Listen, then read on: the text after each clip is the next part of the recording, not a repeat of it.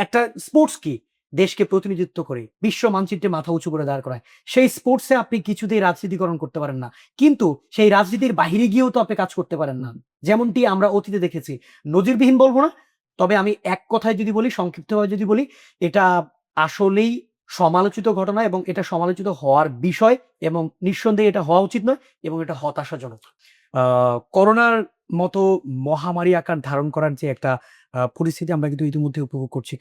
ইতিমধ্যে কিন্তু সেই জায়গায় দেশ নিমজ্জিত হয়ে গেছে অনেকটা বলা চলে। কেননা আপনি আজকের তথ্য বললেন যে ১০ জন মারা গেছে হাম এবং হামের উপসর্গ নিয়ে।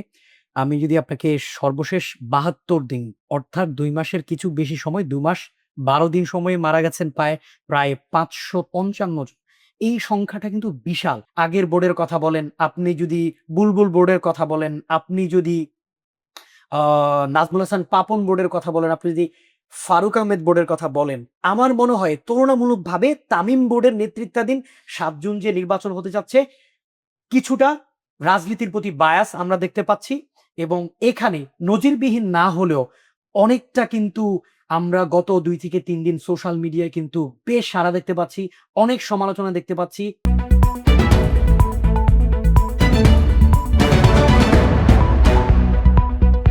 দর্শক নাগরিক প্রতিদিনের সপ্তাহে আপনাদেরকে স্বাগত জানাচ্ছি। আমি ফারদিন আলম। আজকে আমাদের সাথে উপস্থিত রয়েছেন একজন গণমাধ্যম কর্মী একেএম শামীম খান। আপনাকে স্বাগত জানাচ্ছি। ধন্যবাদ আপনাকে। কেমন আছেন? আলহামদুলিল্লাহ ভালো আছি। আপনি কেমন আছেন? আমিও বেশ ভালো আছি। একটু জানতে চাই, বর্তমানে দেশে হাম একটু উদ্বেগজনক আকার ধারণ করেছে এবং যদি আজকের তথ্যটি যদি আমরা জানাতে চাই যে হাম এবং হামের উপসর্গ নিয়ে আজও ১০ জন শিশু নিহত হয়েছেন এবং হাম কি আসলে করোনার মতো এক প্রকার মহামারী আকার ধারণ করেছে কিনা?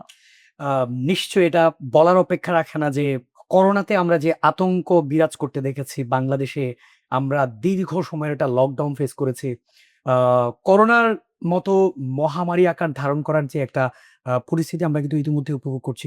ইতিমধ্যে কিন্তু সেই জায়গায় দেশ নিমজ্জিত হয়ে গেছে অনেকটা বলা চলে। কেননা আপনি আজকের তথ্য বললেন যে ১০ জন মারা গেছে হাম এবং হামের উপসর্গ নিয়ে। আমি যদি আপনাকে সর্বশেষ ৭২ দিন অর্থাৎ ২ মাসের কিছু বেশি সময় ২ মাস ১২ দিন সময়ে মারা গেছেন প্রায় ৫৫৫ জন। এই সংখ্যাটা কিন্তু বিশাল। এখান থেকে আগামী দিনে এই মহামারীটা কত বড় আকার ধারণ করবে আমরা কিন্তু কেউ কিন্তু এটাকে মহামারী বলা হচ্ছে না কেন এখনো?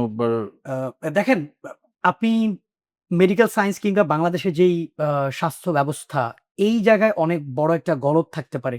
আমার মনে হয় যে কনসার্ন হওয়ার কোনো বিকল্প নাই। বিশেষ করে স্বাস্থ্য বিশেষজ্ঞ যারা রয়েছেন, এটাকে কিন্তু তারা একটা বিগ সিরিয়াস কনসার্ন হিসেবে দেখছেন। এই আক আকারটা যে ধীরে, ধীরে বড় আকার ধারণ করছে, মহামারীর দিকে যাচ্ছে, সেটা কিন্তু আমরা হসপিটালে চিকিৎসা ব্যবস্থাপনায় কার্যকর একটা অ্যাপ্লিকেশন কিন্তু আমরা দেখতে পাচ্ছি না। সেই জায়গায় কিন্তু আমাদের কাজ করা প্রয়োজন এবং আমার মনে হয় যে এই আকার যদি বড় আকার ধারণ করে, করোনায় আমরা যেটা দেখেছি আর্থিকভাবে দুরবস্থা, বাংলাদেশ অনেক পিছনে চলে যাওয়া। আমি মনে করব যে এই ধরনের একটা ভয়াবহতায় কিন্তু দেশটা ধীরে, ধীরে যাচ্ছে। আমি আমার একজন সহকর্মীর বাচ্চার কথা জানি। গত ২ সপ্তাহ যাবৎ হসপিটালের বেডে ছটফটানি। আমি যদি বলি ৫৫৫ জন গত ৭২ দিনে একই পরিস্থিতি নিয়ে কিন্তু তারা মৃত্যুবরণ করেছেন। শিশুদের যেই পরিস্থিতি, এটা প্রত্যেকটা বাবা-মায়ের জন্য, প্রত্যেকটা শিশুর জন্য, প্রত্যেক বাবা-মায়ের ঘরে সন্তান রয়েছে তাদের জন্য কিন্তু এটা আতঙ্কের যে আমার সন্তানটা আগামীকালকে আজকে যেভাবে সুস্থ সবল জীবনযাপন করছে, মুখে হাসি, সেটা আগামীকাল থাকবে কিনা? হ্যাঁ? এই ব্যাপারটা নিয়ে কিন্তু বেশ আতঙ্ক বিরাজ করছে। আমার মনে হয় যে এখনই এটা নিয়ে কাজ করা উচিত এবং মহামারী আ হিসেবে আ বিশেষ করে স্বাস্থ্য ব্যবস্থাপনা বা বাংলাদেশের চিকিৎসা ব্যবস্থাপনায় এটাকে ঘোষণা করা উচিত এবং মহামারী আকারটা বৃহৎ আকার ধারণ করার আগে এখনই আসলে সচেতন হওয়া উচিত আমার মনে হয়। শামীম, আমরা দেখলাম যে ৭ জন তামিম ইকবালের অধীনে বিনা প্রতিদ্বন্দ্বিতায় নির্বাচিত পরিচালক হয়েছেন ইতিমধ্যে ৮ জন। এটি বিসিবির ইতিহাসে নজিরবিহীন কিনা? দেখেন, নজিরবিহীন যদি আপনি বলতে হয়, আমি বলব যে নজিরবিহীন না। গণতান্ত্রিক রাষ্ট্রে বাংলাদেশ ক্রিকেট ইতিহাস বলেন আর পৃথিবীর ক্রিকেট ইতিহাস বলেন, প্রত্যেকটা জায়গায় গণতান্ত্রিক উত্তরণের পর কিন্তু এইভাবে রাজনীতিকরণ করা হয়। হুম, হুম। আপনি যদি বলেন বাংলাদেশ ক্রিকেট কি আ রাজনীতির আওতা মুক্ত নাকি আওতাযুক্ত? 100% বাংলাদেশ ক্রিকেটটা রাজনীতির আওতাযুক্ত অর্থাৎ রাজনীতি যুক্ত। হুম, হুম, হুম। যেমনটি আমরা দেখেছি ৫ আগস্টের পর এই সরকারি পট পরিবর্তনের পর ৩ বার বিসিবি সভাপতি পরিবর্তন হয়েছে। হুম। সর্বশেষ যদি আমরা বলি যে তামিমের নেতৃত্বাধীন ১১ সদস্যের যে অ্যাড হক কমিটি করা হলো, ইতিমধ্যে কিন্তু আগামী ৭ জুন যে বিসিবির নির্বাচন হতে যাচ্ছে, আ সেটাও কিন্তু স্পষ্ট রাজনীতিকরণ আমরা দেখতে পাচ্ছি। এটা স্পষ্ট হয়ে গেছে। আমি যদি আপনাকে একটু তথ্য বলি, সর্বশেষ প্রায় ৮ জন কিন্তু বিভিন্ন জেলা থেকে, বিভিন্ন বিভাগ থেকে ইতিমধ্যে আপনার বিনা প্রতিদ্বন্দ্বিতায় তারা বিসিবি পরিচালক নির্বাচিত হয়েছেন। হুম। মির্জা ফখরুল ইসলাম আলমগীরের ভাই মির্জা ফয়সাল আমিন। আমি এক, এক করে আপনাকে কিছু নামগুলো একটু কোট করতে চাই। তারপর আপনার এখানে রয়েছেন আ মঈনুদ্দিন চৌধুরী, শহীদুদ্দিন চৌধুরী এনি পরিবারের সদস্য এবং বিএনপি নেতা। আমি যদি আরেকজনের নাম বলি, সাইদ বিন জামান, যিনি বিমান ও পর্যটন প্রতিমন্ত্রী রশিদুজ্জামান মিল্লাতের ছেলে। স্পষ্ট রাজনীতিকরণ আমরা দেখতে পাচ্ছি। তারপর জামালপুর ৫ আসনের বিএনপির এমপি ওয়ারেস আলীর ভাই আব্দুল্লাহ আল ফুয়াদ, মীর শাকরুল আলম সীমান্ত, স্থানীয় সরকার প্রতিমন্ত্রী মীর শাহ আলম ছেলে। এই তথ্য বলার বা এই লিস্ট বলার উদ্দেশ্য হলো যে বিনা প্রতিদ্বন্দ্বিতায় নির্বাচিত যারা হয়েছেন তারা রাজনৈতিক পরিবারের সদস্য। সো এই জায়গায় আপনি এটাকে খুব কমন হিসেবে ধরে নিতে পারেন। আপনি যদি আগের বোর্ডের কথা বলেন, আপনি যদি বুলবুল বোর্ডের কথা বলেন, আপনি যদি আ নাজমুল হাসান পাপন বোর্ডের কথা বলেন, আপনি যদি ফারুক আহমেদ বোর্ডের কথা বলেন, আমার মনে হয় তুলনামূলকভাবে তামিম বোর্ডের নেতৃত্বাধীন ৭ জুন যে নির্বাচন হতে যাচ্ছে, কিছুটা রাজনীতির প্রতি বায়াস আমরা দেখতে পাচ্ছি এবং এখানে নজিরবিহীন না হলেও অনেকটা কিন্তু আমরা গত ২ থেকে ৩ দিন সোশ্যাল মিডিয়ায় কিন্তু বেশ সাড়া দেখতে পাচ্ছি, অনেক সমালোচনা দেখতে পাচ্ছি। কারণ যে ৮ জন বিনা প্রতিদ্বন্দ্বিতায় নির্বাচিত হয়েছেন তার মধ্যে অধিকাংশই রাজনৈতিক পরিবারের সদস্য। আর এটা কি মানে বাংলাদেশের জন্য এটি কি ইতিবাচক কিনা? হ্যাঁ, নিঃসন্দেহে ইতিবাচক হতে পারে না। ক্রিকেট কিংবা স্পোর্টস যেকোনো দেশের আপনি যদি আ একটা স্পোর্টস কি? দেশকে প্রতিনিধিত্ব করে বিশ্ব মানচিত্রে মাথা উঁচু করে দাঁড় করায়। সেই স্পোর্টস এ আপনি কিছুতেই রাজনীতিকরণ করতে পারেন না। কিন্তু সেই রাজনীতির বাহিরে গিয়েও তো আপনি কাজ করতে পারেন না। যেমনটি আমরা অতীতে দেখেছি। নজিরবিহীন বলব না। তবে আমি এক কথায় যদি বলি, সংক্ষিপ্তভাবে যদি বলি, এটা আসলেই সমালোচিত ঘটনা এবং এটা সমালোচিত হওয়ার বিষয় এবং নিঃসন্দেহে এটা হওয়া উচিত নয় এবং এটা হতাশাজনক। রাজনীতি নিয়ে আরেকটি প্রশ্ন করতে চাই আপনাকে। এনসিপি নেতা হাসনাত আব্দুল্লাহ একটি মন্তব্য করেছেন, আওয়ামী লীগ সরকারের মতো বিএনপি পুলিশকে দলদাসে পরিণত করছে। তো একটি গণতান্ত্রিক রাষ্ট্রে এটাই কি স্বাভাবিক ঘটনা, নাকি যে দল ক্ষমতায় আসবে তারা একই পথ অনুসরণ করবে? দেখেন, আপনি কোন সময়ে এই প্রশ্ন করছেন?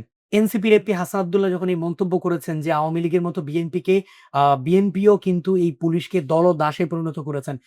আমরা শেখ হাসিনার টানা ৩ বারের ক্ষমতা, আমরা ১৬ হুম, হুম, বছরের হুম। ক্ষমতা দেখেছি। এমন একটি সময়ে আপনি বলছেন যে এটা কি আসলে গণতান্ত্রিক ধারায় এটা কি আসলে এটা ভিন্ন বার্তা দেয় কিনা? আপনি ভিন্ন বার্তা কিভাবে দিবেন? আপনি যদি আওয়ামী লীগের কথা বলেন, দীর্ঘ ১৬ বছর তারা কিভাবে ক্ষমতায় ছিল?